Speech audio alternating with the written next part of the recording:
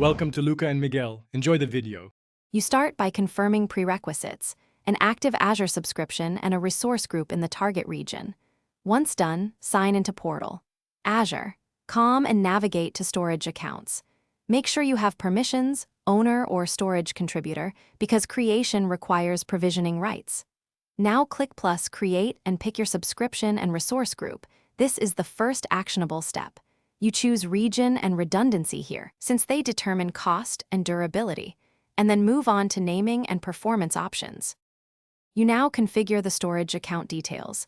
Enter a globally unique name and pick standard versus premium depending on performance needs. Next, select account kind and replication option. Make sure to balance cost versus durability. Once chosen, set default access tier, hot/cool, for blob pricing and configure networking, public endpoints or private endpoints, because access method affects security. Finally, enable features like hierarchical namespace or soft delete if you need snapshots and recovery. You finish by creating a blob container inside the storage account. Click Containers plus Container, set a name and access level, private, blob, or container, then create. Once created, upload a test file via the portal or as CLI to verify permissions and endpoints. Make sure to configure IAM roles and network rules before production. If something goes wrong, check one key troubleshooting item.